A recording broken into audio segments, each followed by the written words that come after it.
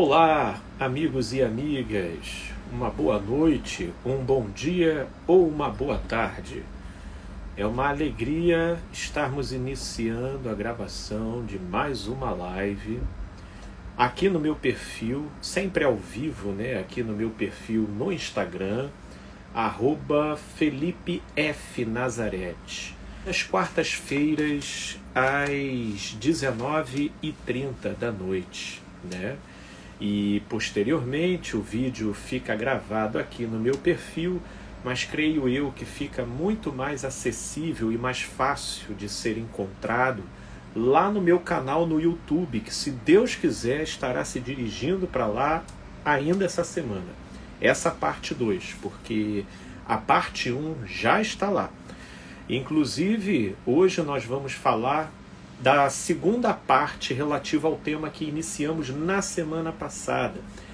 Trabalhar com o que se gosta. O que isso significa, né?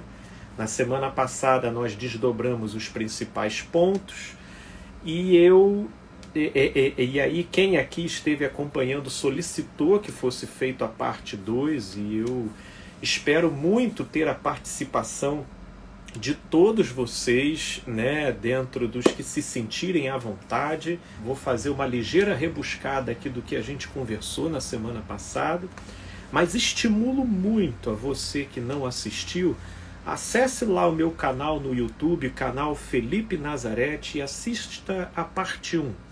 Tenho certeza que terá muito a acrescentar. Meus amigos e amigas,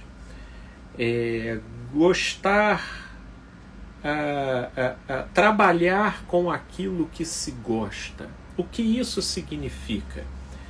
Na semana passada eu dividi basicamente em 2 blocos essa reflexão, fazendo um ligeiro resumo e já deixando aqui o fórum aqui bem à vontade. Vou ficar aqui de olho para a gente poder conversar, tá?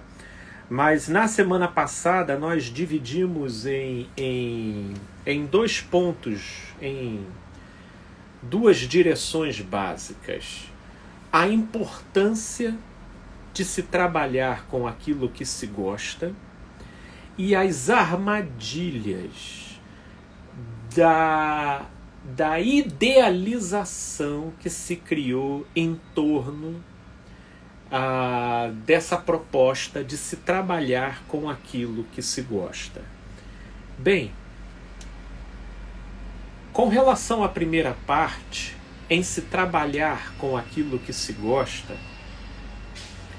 ela vem como uma reflexão que cria um contraponto. Então, trabalhar com aquilo que se gosta, né, carrega essa importância de trazer a reflexão a uma proposição que se tornou quase que absoluta nas orientações em relação à carreira e mercado de trabalho, de que salário e estabilidade são os critérios mais almejáveis que alguém possa desejar ou se interessar. De modo que essa história de vocação, de verificar aquilo que você gosta, aquilo que você se identifica, é relegado para um plano secundário, e tudo o que muitos acabam sendo estimulados e até pressionados é para que eles mirem no bom salário e na estabilidade. Isso, consequentemente, formou uma horda de pessoas que conseguiram ser super bem-sucedidas em termos de bom salário e estabilidade, mas, consequentemente, começaram a ver a própria alma mutilada em múltiplas direções, né? E pelo fato de não se identificar com aquilo que faz, ela acaba ficando sequestrada dentro de uma situação existencial que angustia, que deprime, que distorce o humor, que deixa o ambiente da alma mais propício para enfermidades e patologias como, por exemplo, o burnout, que é essa síndrome de uma exaustão psicológica em decorrência do excesso de estresse e de tensão no trabalho. Portanto, estar desconectado com aquilo que se faz é você levar consigo um ônus, uma sobrecarga, né, que impossibilita ou dificulta muito a alma de contribuir com ânimo, força de vontade, bom humor, bom ânimo, né? E, portanto, a pessoa vai vivendo aquele paradoxo de, por um lado, ser bem-sucedida, mas de, por outro, ela, às vezes, ter que viver viciada em alguma coisa como forma de compensação àquela entrega excessiva numa direção ao qual ela não se identifica e está totalmente desconectada. Portanto, para relativizar o absoluto que se formou no mercado de trabalho em relação a essa proposta de que salário e estabilidade são tudo aquilo que uma pessoa de bom senso pode desejar para ser bem-sucedida na vida profissional, ela fica relativizada, e aí eu acho que vem essa vantagem de a gente refletir e discutir isso e estimular pessoas a caminharem sensíveis e abertas para perceberem a sua vocação. Sim. Quando, nesse sentido do que a gente está refletindo, e isso foi falado na semana passada, quando você coloca o critério do bom salário e da estabilidade como sendo o objetivo maior a ser alcançado, então todo o seu esforço será para correr atrás do dinheiro. No entanto, quando você se alinha com a sua vocação, todo o seu esforço vai na direção de aprimorá-lo, de aprimorar a sua vocação. E aí, surpreendentemente, o dinheiro corre atrás de você. Isso é um fenômeno. Quem estabelece o dinheiro como meta principal viverá para queimar o seu próprio esforço de ser para correr atrás dele. Agora, quem identificar, se harmonizar e direcionar a própria vida na direção da vocação, que é o paralelo daquilo que estamos falando aqui, de fazer aquilo que se gosta, esse então se esforçará para aprimorar esse dom. E nesse caso, o dinheiro correrá atrás dele. Esses daí não terão problema com dinheiro e não tem. Justamente porque uma vocação aperfeiçoada e conduzida com responsabilidade e gosto, ela inevitavelmente frutifica. Ora, se estamos falando aqui que pessoas escolhem carreiras completamente desalinhadas com aquilo que gosta e com aquilo que pulsa dentro de si, e mesmo assim conseguem ser bem-sucedidas?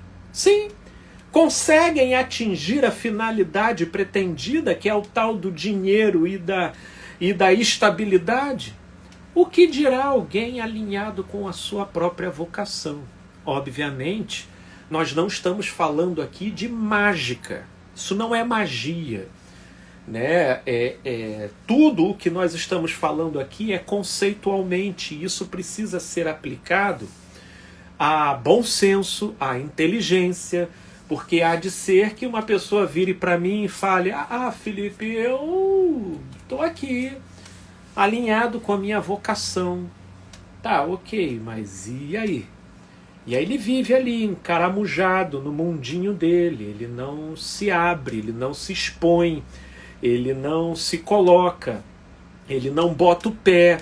Então aí nesse caso não vai adiantar você caminhar alinhado com a sua vocação se você não associa a isso a perspicácia, a inteligência, o discernimento, o devido bom senso para a avaliação de oportunidades, né?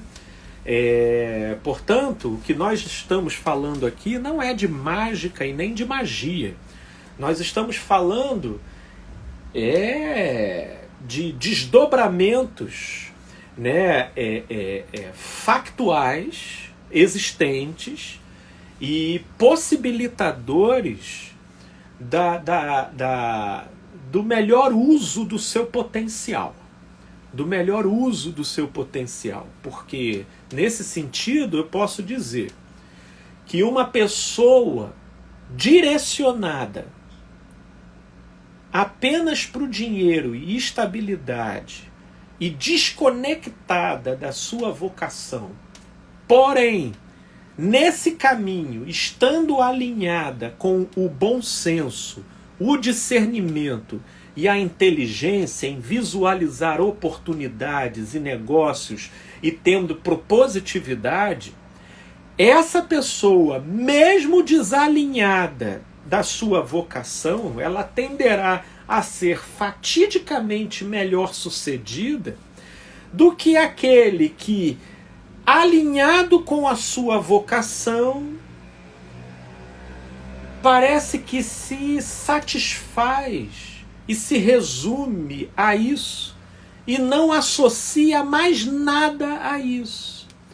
E aí então, eu particularmente conheci pessoas assim. Na verdade, eu tive uma pessoa bem próxima, bem íntima minha, da minha família, que era assim, ele era completamente conectado vocacionalmente com aquilo que ele trabalhava e que ele fazia, né? Mas ele não tinha tino de percepção para negócio, para se colocar, para dizer não, para se expor, para se vender, para poder articular aquela situação de modo a fazer a roda girar. Ele nunca passou fome, nunca. Mas era notório que a vocação dele estava ali, naquilo que ele fazia, mas a sua expressão ficava muito aquém daquilo que poderia transparecer e exalar por intermédio dele. Por isso é que o que eu estou falando aqui não é mágica. Quem trabalha com aquilo que gosta e está alinhado com a vocação, magicamente vai ser mais próspero do que aquele que trabalha desalinhado com a sua vocação e completamente distante daquilo que gosta. De maneira alguma. Certamente quem trabalha na direção da sua própria vocação tem um plus de potencial extraordinário. Mas isso precisa se associar a outros critérios, a outras características, né? Para que então essa saudável fusão de um projeto de vida com a própria vocação possa frutificar a 100 por 1, né? Disse Jesus que se uma semente cai numa terra fértil, ela frutifica a 30, a 60 e a 100 por 1. Né? Tem alguns que frutificam a 30 por 1, mas se você quer frutificar a 100 por 1, então você tem que agregar e associar a essa fusão outros elementos, a fim de que você possa exponenciar esse potencial. Né? Portanto, essa é a parte, né, que traz a relevância de se trabalhar com o que gosta. E ainda na semana passada, trabalhar com o que quais são as armadilhas de se trabalhar com dessa ideia, né, de se trabalhar com o que gosta. As armadilhas é que você pode ir com muita sede ao pote, a euforia pode te levar a criar um projeto de vida completamente exagerado e que não leva em consideração linhas fronteiriças, que no médio e longo prazo são as responsáveis por manter o seu ânimo e a sua sanidade naquilo que você gosta de fazer. Porque acredite no que eu estou dizendo, não é porque você está alinhado com a sua vocação, não é porque você desenvolve uma atividade na direção do que você gosta, que você não pode, por conseguinte, criar uma exaustão nisso. Que você pode, de repente, ficar tão estafado pelo modo completamente desregrado, sem fronteiras e sem limites com que você se entregou, que não tem reconhecimento e retorno financeiro que dê conta para tapar os buracos e as rombeiras que vão sendo abertas na alma, no ânimo. Inclusive, já tive contato com pessoas que viveram uma espécie de desencanto, né, com aquilo com o qual estavam absolutamente identificadas e empolgadas, porque de fato tinha conexão com a sua vocação e com aquilo que ela gostava de fazer, mas que pelo modo desequilibrado e exagerado com o que ela se entregou, ela de fato foi do 0 para o 80 num curto espaço de tempo, mas tendo chegado lá no topo, começou tudo a desmoronar. A vida pessoal começa a cair, certas coisas começam a degringolar, coisas até que você tinha facilidade para lidar, mas começam a apresentar uma dificuldade extraordinária, porque trabalhar com o que se gosta, e principalmente quando esse trabalho começa a apresentar resultados, e parece que tudo vai conspirando a favor, como se você tivesse, meu Deus, nascido para esse tempo e para essa hora, e aquele senso de vocação parece brilhar com toda empolgação, e a pessoa vai que nem um kamikaze, né? Marcando cliente, não sei quantas horas da noite, aí já não tem final de semana, já não se tem linha fronteiriça entre o que é endereço de trabalho e endereço de descanso, tudo vai virando uma mesma coisa, e essa é uma baita armadilha que leva muitos a desencantar com a própria vocação. Uma outra armadilha também que nós conversamos na semana passada é a confusão que acaba gerando em muitas pessoas, cujo discernimento da vocação que carrega, ela não perfaz no modo e na intensidade como se idealizou essa história de você identificar aquilo que você gosta para poder trabalhar. Isso porque a maioria imagina uma paixão arrebatadora, né? Uma paixão assim, nossa, eu amo fazer isso. Nossa, como eu amo fazer. E tem muita gente que não consegue olhar para dentro e verificar o despontar de um sentimento que venha com uma pujança e uma pulsação dessa forma, que leve ela a olhar para uma direção e dizer, meu Deus, eu nasci para aquilo. De repente não vai ser dessa forma. E aí é que eu trouxe para reflexão do que mais do que você procurar um sentimento, porque por vezes a gente encontra, mas eu repito,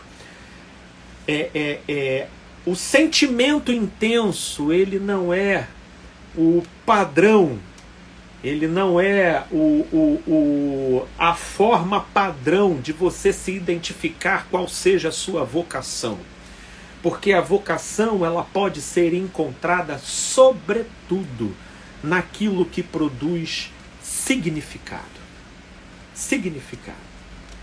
É aquilo em que você se percebe fazendo e atuando, e aquilo traz um significado existencial e espiritual de vida para você.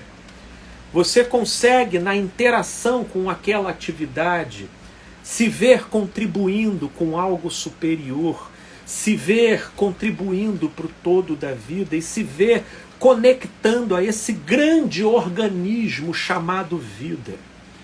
Esse significado aí, ele é algo capturado pelo discernimento. Isso porque tem tantas atividades de trabalho que, embora estejamos ganhando muito dinheiro e tenhamos estabilidade, a gente não consegue produzir um significado naquilo que a gente faz. A gente não consegue desdobrar uma transcendência naquela atividade. E é isso que eu chamo a atenção. Porque trabalhar com o que se gosta, antes de ser trabalhar com uma conexão afetivo-sentimental intensa, trabalhar com o que se gosta é trabalhar com aquilo que produza significado e que signifique a sua existência, existencialmente e espiritualmente, como você se vendo participante de uma coisa maior, ainda que isso não mova uma paixão dentro de você. Olha, eu não sou apaixonado por isso daqui, mas fazer isso daqui, não sei nem se eu vou passar a vida fazendo isso daqui, mas fazendo isso daqui eu consigo me conectar a esse fazer com um significado de serviço, de amor e de todas aquelas engrenagens que fazem rodar dentro de mim coisas positivas e que contribuem para o meu bom ânimo, para a minha paz, para o meu sossego e para o bom humor, né? Então, meus amigos, vou aqui voltar, quero ler lá a questão da Érica e quero estimular a todos vocês que estão aqui, escrevam, coloquem questões aqui para mim, viu? Para a gente poder ler e refletir. Meus amigos, está caindo uma chuvarada, né, gostosa aqui, aqui por casa. Eu estou torcendo para não faltar luz, porque se faltar, eu creio até que a gente vai poder continuar, porque eu estou pelos dados da operadora e eu estou com a bateria do celular bem carregada, mas é que eu estou sem lanterna aqui, se faltar luz vai ficar um breu aqui. Mas fiquem aí, que eu de repente vou providenciar uma lanterna aqui se aparecer. Mas com a graça de Deus, de repente não vai faltar luz e a gente vai poder prosseguir aqui numa boa. Então, eu quero ler, a Érica colocou uma questão lá atrás e eu quero muito conversar com vocês. Então escrevam para mim aqui dúvidas e questões para a gente bater um papinho nessas meia hora finais aqui que a gente tem da nossa live. Olha, a Érica escreveu aqui atrás, olha, tenho um emprego estável, formação na minha área, que é a da saúde, mas amo teologia. Durante minha vida, sempre deixei de lado o que realmente queria, por não acreditar e dar ouvido, aos que me querem bem, né? Me desestimularam, tenho essa questão, fico com a sensação que não estou vivendo o que deveria. Ah, ok, Érica. Você se vê num emprego, num trabalho, que foi o que você foi estimulado, foi o que você foi estimulada, né, a seguir, né, certamente com aquelas ênfases iniciais, né, que eu estava falando aqui no início, mas o que você realmente ama é a teologia, né? E durante minha vida deixei de lado o que realmente queria por não acreditar e por dar ouvido aos que não te queriam bem, né? Eles então te desestimularam e você tem essa questão com a sensação que não está vivendo o que deveria. Olha, Érica, eu vou responder a sua questão com uma experiência pessoal, tá? Uma experiência pessoal de vida, né? Eu trabalho hoje com a psicologia, mas a minha primeira formação foi como técnico em edificações. E na época em que eu fiz o curso técnico, eu era muito engajado dentro da igreja e trabalhava meio que com a filosofia de que psicólogo de crente é Jesus. Inclusive eu tenho pessoas conhecidas, né, que a gente ri um bocado dessa minha mentalidade naquela época. Falo em específico até uma prima muito querida e muito amada, que na época ela estava fazendo psicologia e eu a recriminei como uma perda de tempo. Uma perda de tempo. E aí depois, de alguns anos depois que eu comecei a fazer a faculdade, ela falou: Felipe, você está fazendo faculdade de psicologia? Eu falei: pois é, né? A gente está aí em constante metamorfose e mudança, né? Quem te viu e quem te vê. Mas enfim, eu comecei a fazer o curso técnico em edificações. Meu pai era arquiteto e ele disse: Felipe, faz o curso técnico até você se interessar por alguma área e aí você depois faz a faculdade. Então eu fiz o curso técnico. Do curso técnico, ao invés de eu ir para a faculdade, eu ainda fiz um seminário de teologia. E foi no curso desse seminário de teologia, porque se eu saísse do curso técnico direto para a faculdade, eu teria feito arquitetura, porque naquela época ainda não tinha se desdobrado nada mais intenso, né, em relação a uma carreira a seguir. E quando eu já estava terminando o terceiro ano do seminário teológico, eu conversando com o meu pai, e a princípio já tudo orquestrado para eu fazer arquitetura, ou seja, seguir a área dele. Eu conversando com o meu pai acerca das coisas da alma, da mente. O meu pai virou para mim e falou: Felipe, você não vai ser arquiteto de prédios, não. Você vai ser arquiteto de almas. E aquilo entrou dentro de mim num rebuliço, que eu fiquei pensativo, assim: poxa, pai, eu realmente, eu não desgosto da área técnica, mas dizer que essa área técnica me realiza, eu também vou estar mentindo. Então o que eu faria? E aí o meu pai falou: Felipe, faz psicologia. E aí naquele momento eu fui procurar, fui lá ver na internet, né, a grade da matéria, e aí vi a matéria lá e era tudo que eu gostava de ler, era tudo que eu gostava de me informar. Eu falei assim: cara, vai essa parada aqui, vai ela, porque pode não ser o ponto último do que eu quero realizar, mas certamente entre a arquitetura e a psicologia, relativo àquilo que eu carrego como potencial, a psicologia me aproxima muito mais da minha vocação do que a arquitetura. E então eu comecei a trabalhar enquanto técnico em edificações e foi o que sustentou ali enquanto eu fazia faculdade, né? Então eu fui pagando inclusive a faculdade, trabalhando como técnico em edificações. E quando concluí a faculdade, eu ainda, na verdade, não. Quando eu concluí a faculdade, eu ainda passei 6 anos fazendo projetos freelancer de arquitetura Eu fazia projeto de arquitetura para legalização aqui no Rio de Janeiro para fins de habite-se.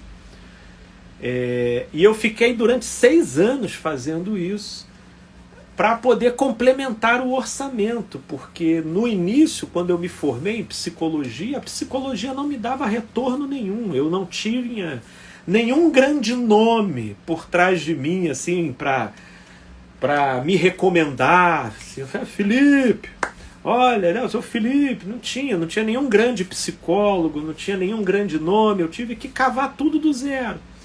Então fui atendendo lá numa igrejinha em Bariê, e aí a gente vai atendendo aqui, depois passei para Parada Angélica, depois caí em Jacarepaguá e tudo mais, e atendendo.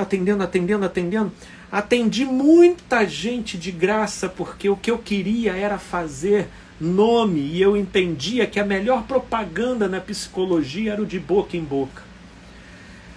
Mas durante muito tempo, sabe, Érica, eu suspirava.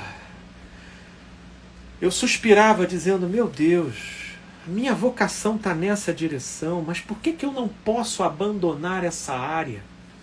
Né? E não podia. E era uma área que, por diversas razões que eu vou aqui poupar os detalhes, ela sobrecarregava. E quando você já está desconectado com ela, então, a sobrecarga fica ainda maior. Mas eu entendi que a maneira como eu poderia vencer esse período de transição, e que no meu caso, né, levou 6 anos só para fazer a transição, sem falar nos anos anteriores, que foram aí quase uns 10 que eu trabalhei como técnico em edificações. Eu entendi que toda essa situação, ela também estava me preparando. Ela também estava... não só eu estava trabalhando nela, mas ela estava trabalhando em mim. Porque essa transição entre áreas, ela salvo você tenha um cash, né, considerável, e que você possa bancar ou ser bancado, então você consegue orquestrar essas coisas com mais rapidez e agilidade. Mas como não era o meu caso, então tudo teve que acontecer aos poucos. Porque o que acontece? Essas áreas, elas desabrocham como plantas. Se você planta uma semente, ela não nasce da noite para o dia, né? Mas se você rega, aduba e deixa em boas condições de tempo, com o tempo você vê ela começar a desabrochar, a virar um brotinho pequenininho, frágil, e daqui a pouco a crescer, a engrossar os caules, os troncos, os galhos, até se tornar uma árvore frondosa. Eu tenho várias aqui de vaso, eu gosto de cultivar plantas, e que eu trabalhei nelas desde a semente. Então essas coisas são assim que elas funcionam, né? É que às vezes a gente já fica até tão saturado, ou às vezes um tanto quanto frustrado, e por que não ressentido, sobretudo pelo modo como você contou, né, de ter tido toda uma indução para uma direção que satisfazia muito mais aquilo que os outros gostariam que você fosse do que a sua própria vocação. Mas, minha amiga, eu sou um crédulo convicto de que nada acontece por acaso, e de que no nosso passado não existem algozes, existem apenas personagens. E personagens que contribuem para uma tessitura que, por mais que o bordado possa dar voltas, que num primeiro momento a gente pensa que é um garrancho, mas sendo conduzido pelo fio do amor de Deus, com o passar do tempo, aquilo vai se transformando num desenho e numa estética indizível. Portanto, você está numa determinada área porque precisava estar nela. E se porventura você for pensar numa transição, É preciso aplicar aquilo até que eu estava falando no início. Inteligência, criatividade, de modo a você otimizar e pensar o seu tempo, a ir aos poucos cultivando essa nova semente, colocando em boa terra, colocando em condições adequadas, regando, adubando, para que ela possa ir crescendo, e no passo em que ela for respondendo, você vai então visualizando em que etapa que você está, quem sabe até chegar ao ponto de te permitir fazer uma transição. Mas há de ser que a área em que você está, até mesmo estabilizada, né, e bem colocada, isso pode ser justamente a terra fértil para você semear novas sementes.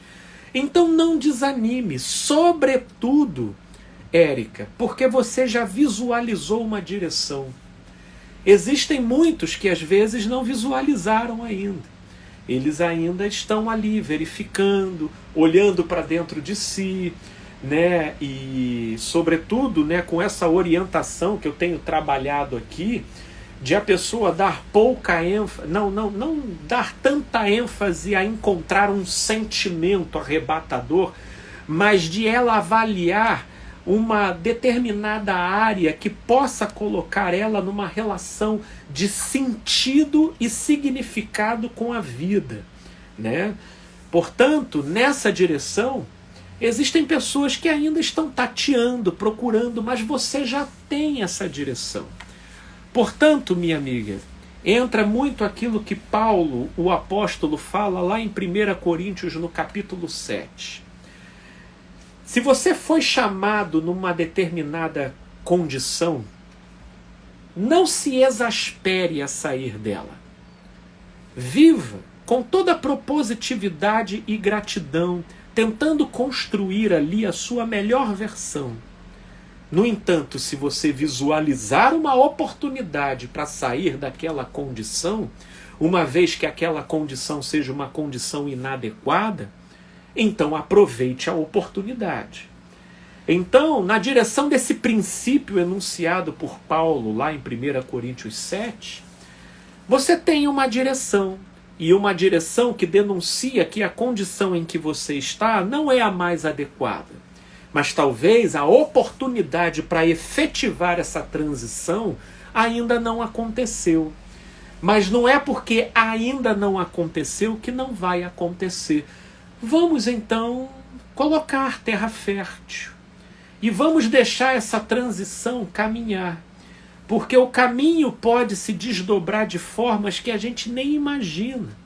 O fato é, existe uma lei universal e que rege esse mundo, que quem pede recebe, quem busca encontra e quem bate se lhe abre. Portanto, persevere, sem impulsividade, sem nenhuma loucura, sem nenhuma precipitação, com todo bom senso, mas com propositividade e direção, criatividade e inteligência. E ali você vai começar a trabalhar uma situação que com o tempo ela mesma vai te mostrando a hora de, quem sabe, fazer a transição. Ok? Então,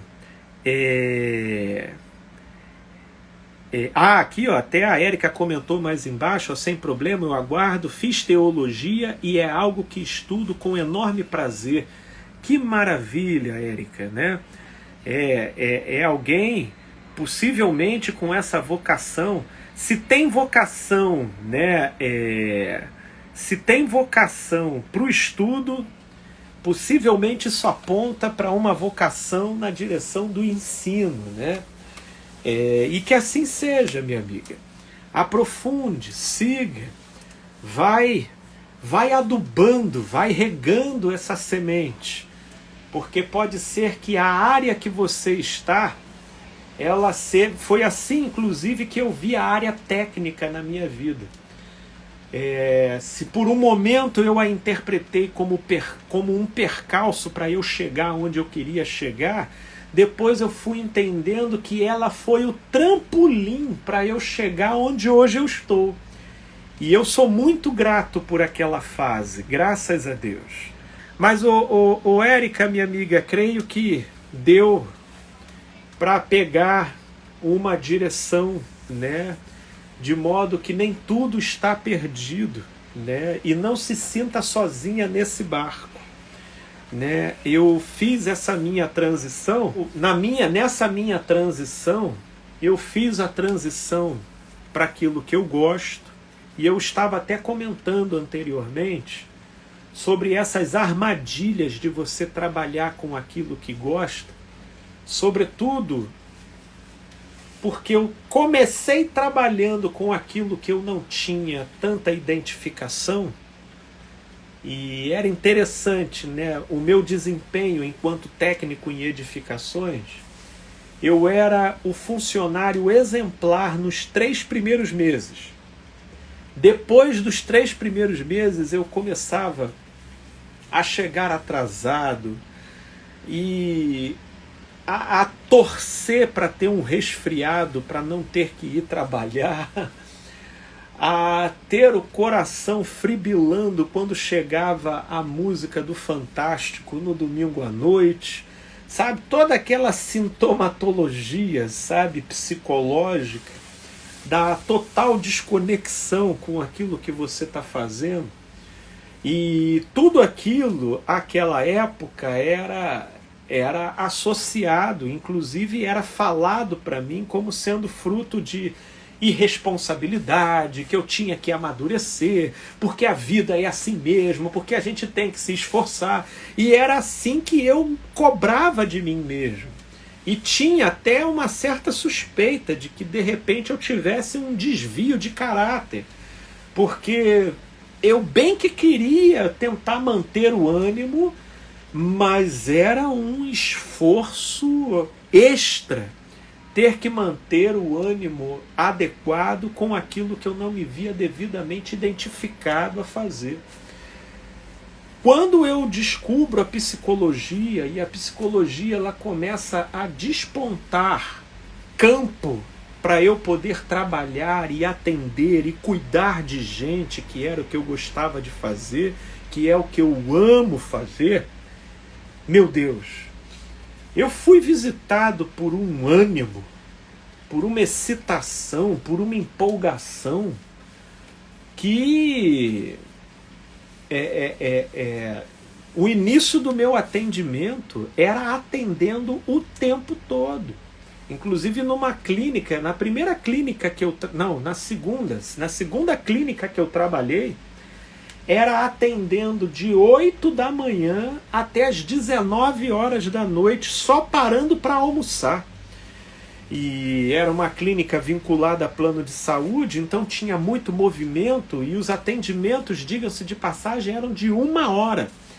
Então atendia de 8 às 9, de 9 às 10, de 10 às 11, de 11 a meio-dia, e de meio-dia a 1 parava para almoçar, voltava 1 hora, de 1 às 2, de 2 às 3, de 3 às 4, 4 às 5, de 5 às 6, e de 6 às 7. E ia para casa como? Saltitante, né? E já torcendo para chegar o dia seguinte. Ficava meio chateado com algumas faltas que rolavam, né? Porque eu ainda ficava na dúvida, meu Deus, será que faltou porque não está gostando, né, do meu trabalho? E aí, com aquilo movimentando, girando e eu me entregando, foi chegando um momento que eu fui cansando, né? Porque a gente vai cansando, mesmo fazendo aquilo que a gente ama, mesmo fazendo aquilo que a gente gosta. E no que eu fui cansando, aí a gente meio que vai entrando em crise, né? Porque quando a gente vai cansando, a gente vai, cara, é interessante, né? A alma vai suscitando uma certa saudade daquela empolgação. E aí você entra num certo conflito. Você, cara, como é que eu tô cansando daquilo que, meu Deus, explodiu com tanta vivacidade e amor dentro de mim, e eu já estou me vendo meio desanimado?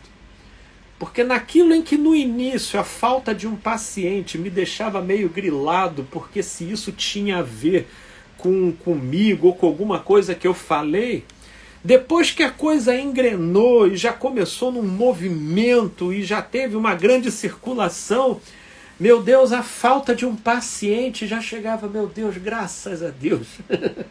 Vou ter aqui uma horinha aqui só para poder dar uma relaxada. Oh, meu Pai, aí eu já estava num sentimento de alívio e de gratidão quando faltava uma pessoa, e foi esse conjunto todo que foi começando a me mostrar, ué, cadê o meu ânimo? Cadê aquela minha vivacidade? E foi isso que foi me mostrando que até para fazer aquilo que a gente ama e aquilo que a gente gosta, precisa ter limites, para que você viabilize a realização dessa atividade no longo prazo, para que você desfrute dos benefícios que ela proporciona, para que você viva com uma sanidade mínima, para que você se torne pelo menos uma proposta de exemplo para aqueles que você conversa e adverte. Enfim, sem equilíbrio, sem moderação, até fazendo aquilo que a gente ama e aquilo que a gente gosta, satura, né? E foi aí que eu comecei novamente a rearquitetar o meu panorama de vida, para que eu não pudesse abandonar o atendimento, que é o que eu gosto de fazer, com a graça de Deus.